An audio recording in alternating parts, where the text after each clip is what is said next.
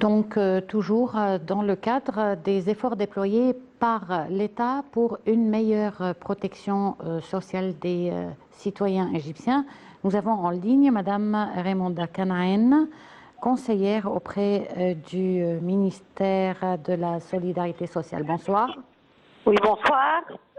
Alors, on voudrait jeter la lumière sur en quoi consistent exactement les deux programmes, Takeful ou Karama, et Une vie décente ou Haya Karima. Alors, comme vous le savez, nous avons commencé ce programme, ça fait plus que 5 ans. Et cela consiste, quand nous avons débuté, il y avait 1,7 million familles bénéficiaires. Et pour le moment, on était à 3,5 millions de familles. Et vu après ce que le chef d'État a déclaré, cela fait 2 jours, que il y aura 1 million de familles en plus.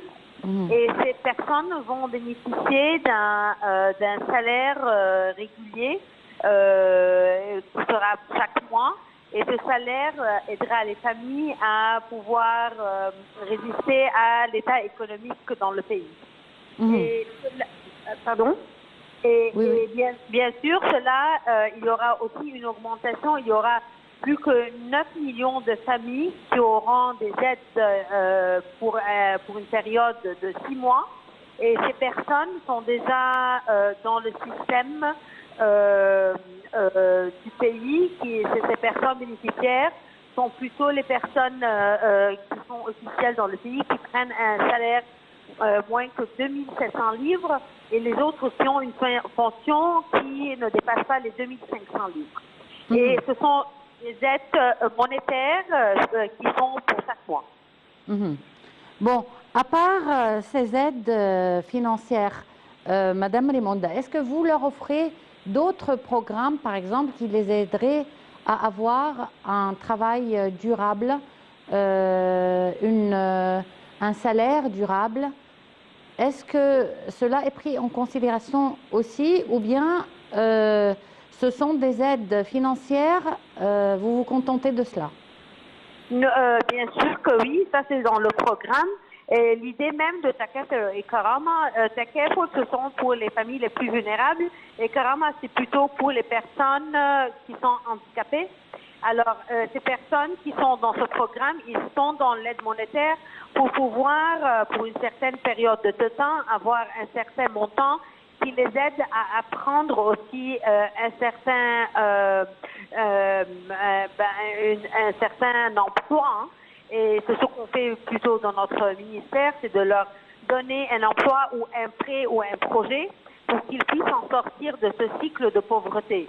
Alors, une fois qu'ils sont émis dans notre programme, en parallèle, ils sont concernés pour recevoir ce genre de projet là où ils s'investissent pour une période de 2 ou 3 ans pour qu'ils puissent avoir une rentrée régulière dans une période de 2-3 ans lorsqu'ils ne seront plus éligibles pour ce programme de Takef et Karama. Alors ça c'est sûr, c'est plus en considération, c'est de leur donner un emploi soutenable à longue période. D'accord. Le président Abdel Fattah al-Sisi a mentionné à plusieurs reprises que le gouvernement travaillait en complémentarité. Comment est-ce que vous travaillez avec cette complémentarité pour mettre en place un plan stratégique pour pouvoir atteindre toutes les familles vulnérables?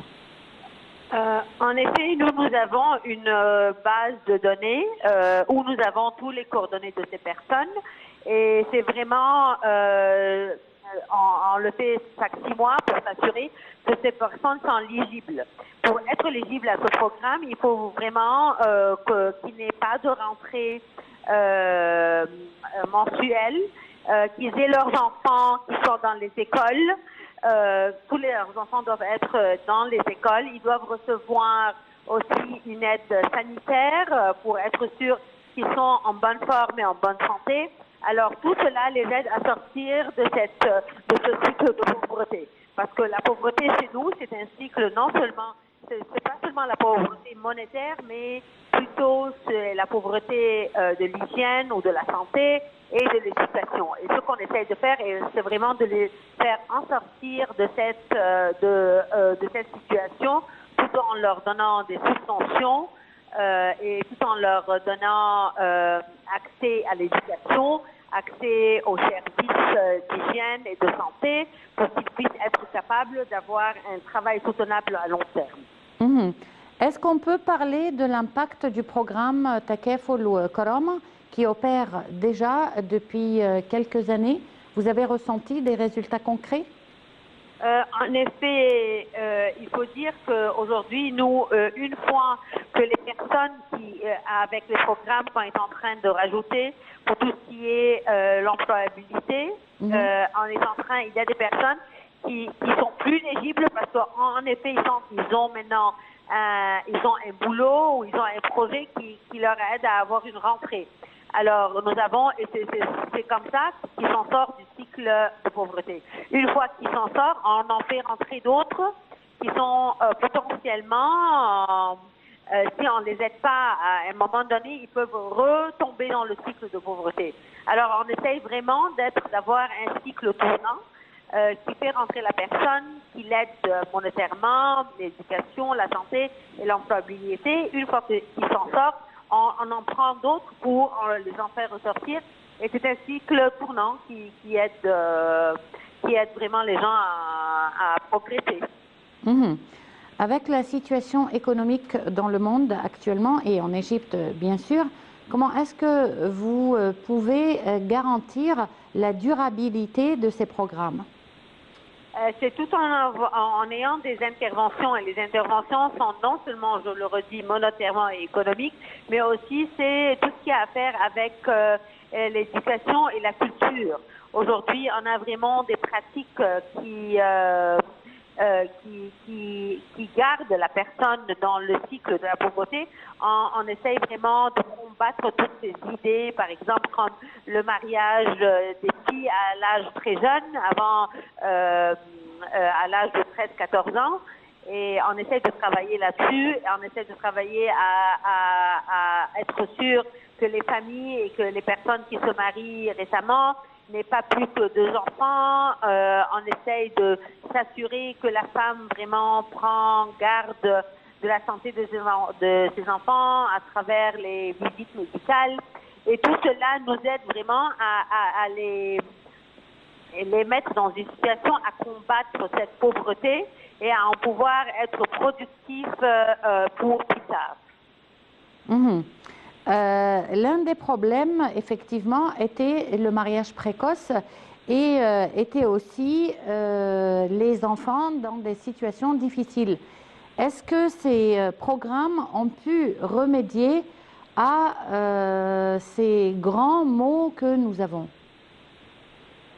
Aujourd'hui, il faut dire que récemment, surtout dans la Haute-Égypte, on a les familles qui marient leurs filles très tôt, à l'âge de 12-13 ans, ce qui fait qu'elles ont aujourd'hui, c'est vraiment contre la loi, et les enfants n'ont aucun droit, les enfants qui sont nés, et même la femme, si le mari la quitte, elle n'a aucun droit légal. Et c'est pour cela qu'on est en train de faire une campagne nationale pour arrêter ce genre de pratique et vraiment sensibiliser et la femme et la famille à ne pas marier leurs enfants à un âge précoce. Parce que cela vraiment n'est point bon pour sa santé ni pour le futur de sa famille. L'un des problèmes auxquels fait face toute l'Égypte et tous les programmes de développement, c'est l'explosion démographique. Comment est-ce que le ministère de la Solidarité sociale compte aider à éradiquer ce phénomène?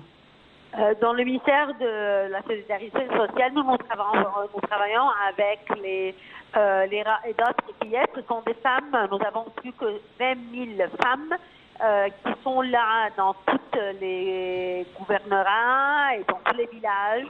Et ils font la sensibilisation des femmes, des mamans et des filles.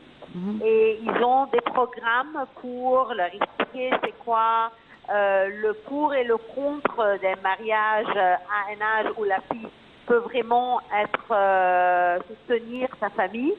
Et en même temps, nous avons des cliniques qui sont Ethnin Kefaya, qui s'appelle 2, c'est suffisant. Ces cliniques, les femmes sont invitées et plutôt pour aller visiter, pour aller à la clinique de façon régulière et avoir un retour médical, s'assurer qu'elle est dans une bonne santé et qu'elle n'est pas enceinte et qu'il y a une différence entre lorsqu'elle est enceinte entre les deux enfants. Et on les encourage vraiment à avoir pas plus que 2 enfants pour qu'ils puissent soutenir leur famille. Et en même temps, on travaille beaucoup sur les femmes pour leur présenter des projets économiques pour qu'elles puissent investir dans le travail et réduire le nombre d'enfants et réduire le nombre d'enfants dans une famille. Madame Raimonda Kanaïn, vous êtes conseillère auprès du ministère de la Solidarité sociale. Je vous remercie beaucoup pour cette intervention et on poursuit avec nos reportages.